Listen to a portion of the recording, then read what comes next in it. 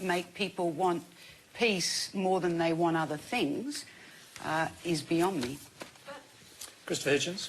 It's become a familiar thing. I should perhaps preface this by saying that with Edward Said, the late Professor Edward Said, I wrote a book about the rights of Palestinians and the way in which these have been negated by Israeli policy. But I know a lot of people in the Arab and Muslim world who are fed up with having the subject changed to Israel whenever human rights for them comes up. A very good example of this just last week in Tehran, where the government has an official Al-Quds Day, as it's called, the Day of Jerusalem, where school children and others are paraded. It's a more or less compulsory demonstration to say they'll give their blood and their lives for Palestine. And hundreds of thousands of Iranians turned up to say, no, we'll only give our blood for Iran, thanks. We're fed up with being told by the regime that they represent the oppressed of Palestine, that we can't talk. And they are having to shed their blood because the regime keeps on killing them for wanting to have a say in their own internal affairs. And a regime that does this and has just pulled off a blood-stained military coup that's overturned the results even of an already predeterminedly fraudulent election, that says that, that a woman's voice is worth that of only... it takes 3 women in a court against 1 man, that uses torture and rape as policies in prison and so forth. You want a regime like that to have nuclear weapons? You're welcome. But you should say that's what you don't mind. Are you going to say that? Are you going to say you've no objection? That the real problem is the Jewish state? Come on, be serious. So the Jewish state doesn't have nuclear weapons? Is that what you're saying? Well, now, I appeal again to the fair-mindedness and intelligence of the audience. Did I say that? No, but did I in any way imply it? No, but... No. Did I not begin with a throat clearing, which I'll amplify if you will, about my long record of work about this, my defence of the Israeli dissidents who published the news about Israel's illegal programme and gone to jail for it. I can refer you to all that if you like. But my point was directed specifically to you. Yeah. I said, does this, in your mind, make the destruction of human rights in Islamic countries okay or not? No. Good. Okay, no, let's hear from Walid. Well, that's progress of a kind.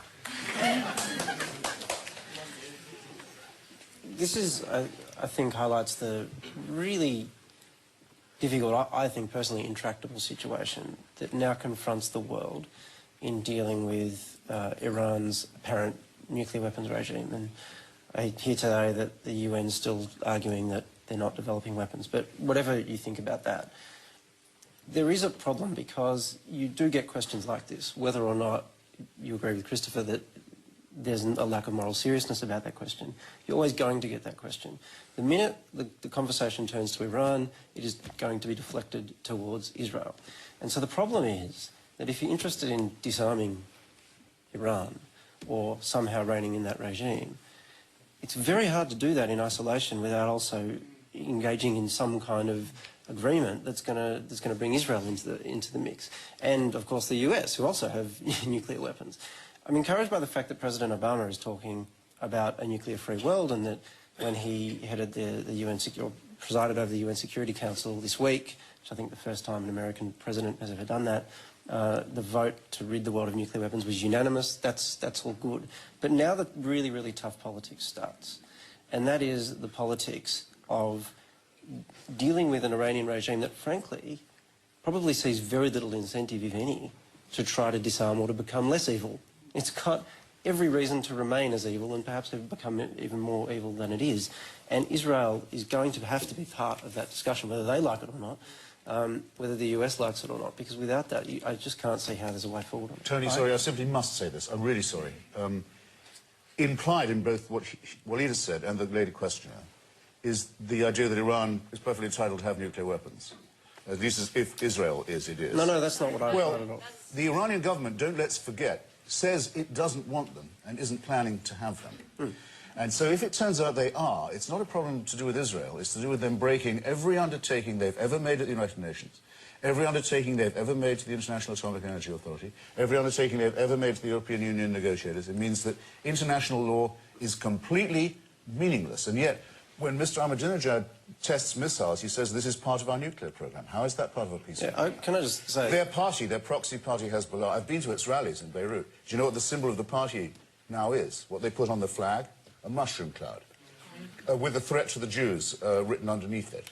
Can I Now, say... actually, when you go to meetings of the American Jewish Committee, you don't quite get that propaganda. Christopher, hold on. We're just going to hear from Waleed, and I'm going to go to another question which is related. I think that's a bit of a gross misreading of what I was saying. I'm certainly not implying that. But what I am saying is the real politic of dealing with this situation is that for the Iranian regime, if you put yourself in the position of the Iranian regime, that has now become such a grotesque, deformed regime that in a sense it has to perpetuate that deformity in order to survive. That's kind of the logic of those sorts of regimes. The minute you do that, they're now in a position where it's just going to be